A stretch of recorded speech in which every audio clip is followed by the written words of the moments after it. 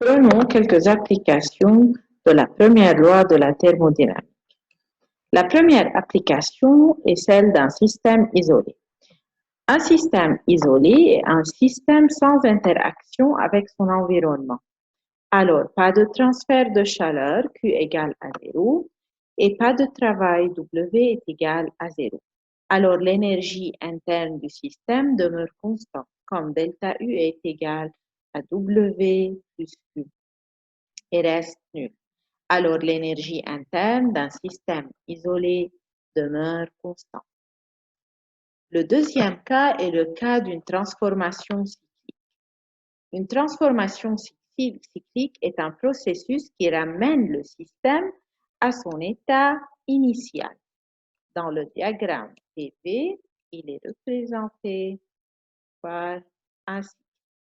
Alors, l'état initial est le même que l'état final. Ce processus n'est pas isolé. Dans un diagramme PC, il est représenté par un cycle ou bien une courbe fermée. La variation de l'énergie interne de ce cycle delta U étant UF moins UI, elle est nulle. Alors Q du cycle est toujours égal à moins W du cycle. Dans un processus cyclique, le travail net effectué sur le système est égal à la surface délimitée par la courbe représentant le processus dans le diagramme PV. La troisième application est celle d'une transformation adiabatique. Au cours d'une transformation adiabatique, aucune chaleur n'est échangée avec le milieu extérieur, alors Q est égal à 0. Cela est réalisé en isolant le système de son milieu extérieur à l'aide d'une isolation thermique. En effectuant la transformation rapidement, aucune chaleur ne peut être échangée entre le système thermodynamique et son milieu extérieur. Dans une transformation adiabatique, delta U sera égal au travail puisque Q est nul. Si le gaz se dilate d'une façon adiabatique, alors le travail est négatif et delta U est négatif. Alors on perd de l'énergie et le gaz se refroidit. Si le gaz est comprimé adiabatiquement, le travail est positif, delta U est positif, alors le gaz se réchauffe.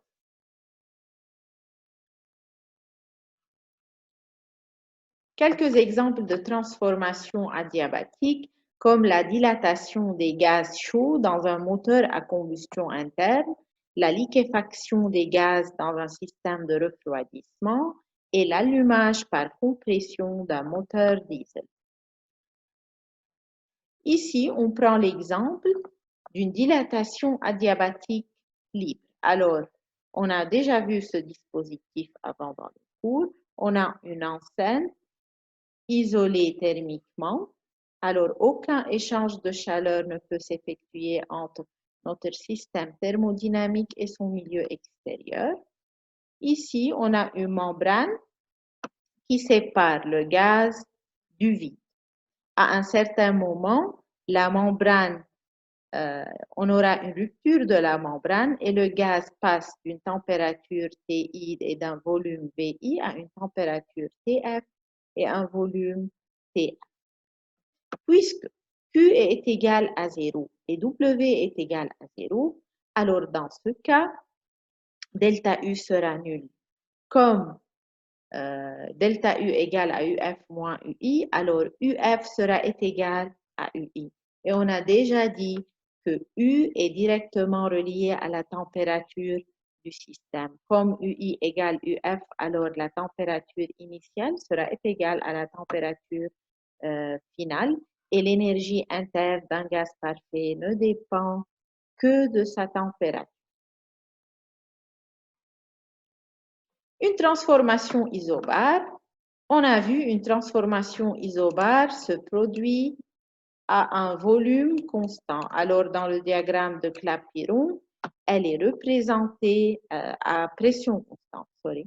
Alors, dans le diagramme de Clapeyron, elle est représentée par une droite horizontale entre l'état initial et l'état final. Le transfert de chaleur et le travail accompli ne sont pas nuls. Le travail correspondant à la pression multipliée par la variation du volume. Puisqu'on a vu que le travail peut être calculé comme étant l'aire de la partie limitée par la courbe PV et l'axe des X entre VI et VF, alors le travail sera égal à PVF moins VI, où P est la pression qui est constante.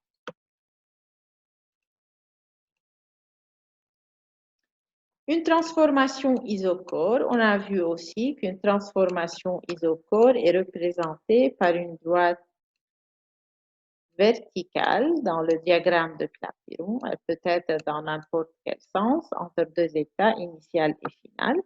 Le volume ne change pas, alors W sera égal à 0 et delta U, qui est la variation de l'énergie interne, sera égal à Q. Cet énoncé indique que si on fournit de la chaleur à un système maintenu à volume constant, toute sa chaleur s'est transformée en énergie interne. Alors, toute la chaleur est utilisée pour augmenter la température du système. Une transformation isotherme, c'est une transformation qui se produit à une température constante. Puisqu'il n'y a pas changement de température, alors delta U ou delta E interne sera nul, alors Q sera égal à moins W. Toute énergie qui entre dans le système par la chaleur doit quitter par le travail dans une transformation isotherme. La représentation graphique de la pression en fonction du volume d'un gaz parfait à température constante, c'est une courbe hyperbolique nommée isotherme. Ici, on représente le travail comme la partie assurée ici. C'est l'aire de la partie comprise entre la courbe P en fonction de V et l'axe des X entre VF et V. Prenons l'exemple d'une dilatation isotherme. On a un gaz parfait, libre à se dilater d'une façon quasi statique à température constante. Alors, la courbe PV sera égale à une constante, puisqu'on sait que PV égale à nRT. Comme la température est une constante, R est une constante et N est constante, alors la courbe peut être représentée par PV égale à une constante. Elle est représentée ici.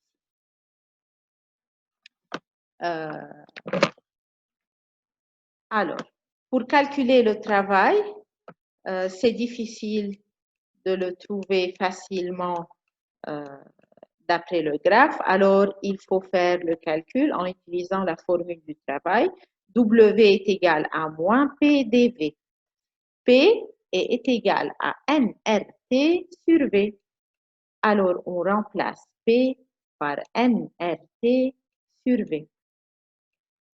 Comme la transformation est isotherme, alors nRT est une constante et on peut déplacer nRT en dehors de l'intégrale. dV sur V, intégrale de dV sur V est égale à ln de V.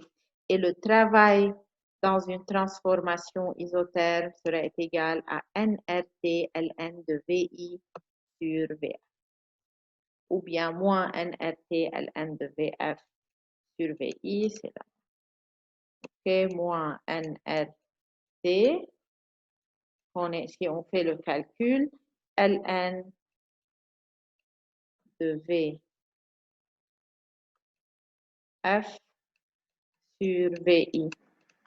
Ou bien aussi, c'est moins ln VF plus VI.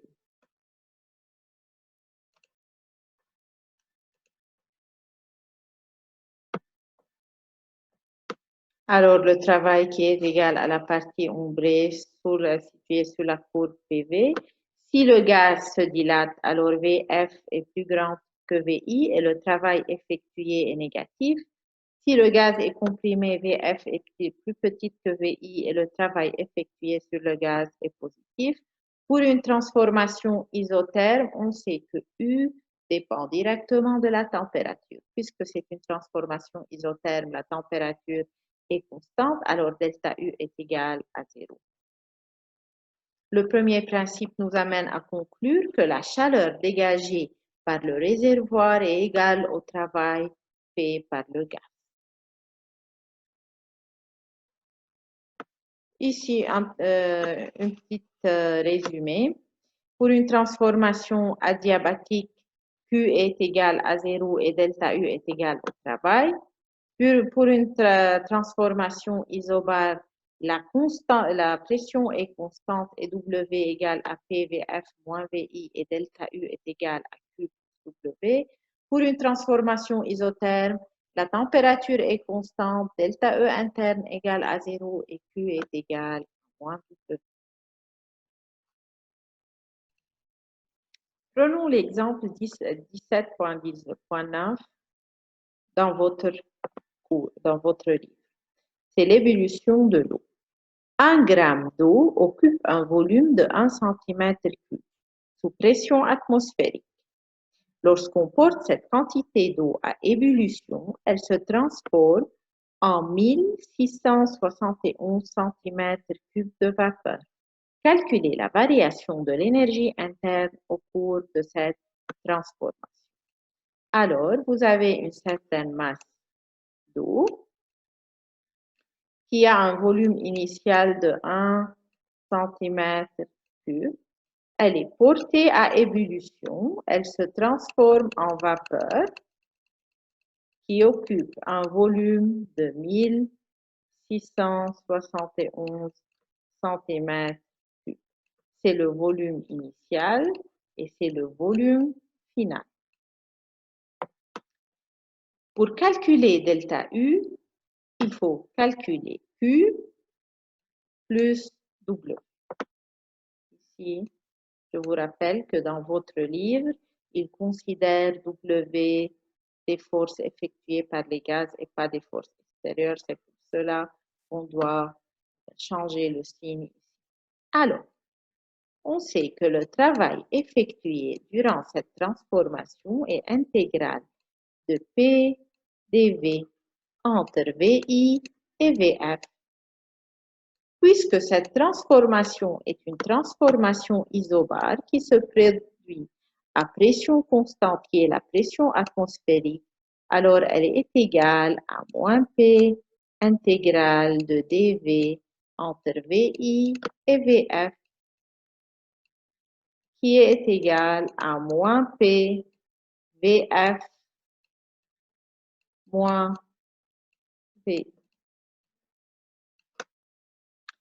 On a la pression qui est la pression atmosphérique de 5 pascal. On a VF et VI. Alors, on peut calculer W qui est égal à 169 joules.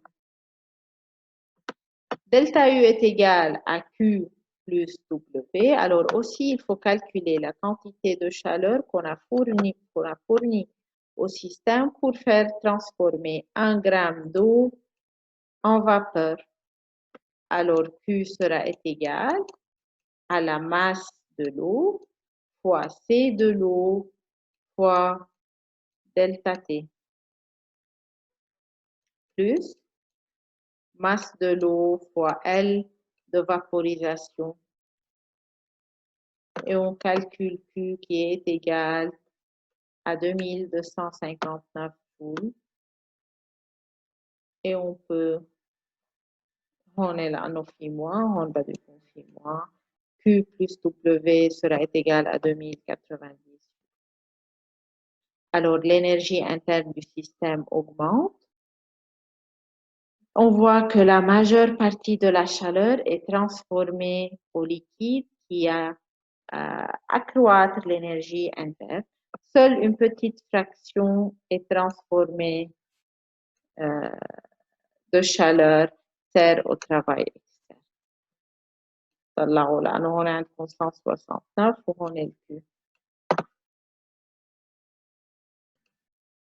Je vous rappelle ici de faire attention aux unités. Il faut toujours convertir dans le système international. Pascal, c'est Newton par mètre carré. Et centimètre cube, c'est 10 moins 6 mètres cubes. برجع بذكركم نحن عم نعمل on considère travail des forces extérieures لكن إذا بدكم تحلوا les exercices du livre بدكم على طول تنتبهوا إنه نحن عم نحط plus W et on calcule هون moins PDV بيطلع معنا نيجاتيف يعني بس نعمل plus لازم يرجع يطلع معكم نفس الجواب.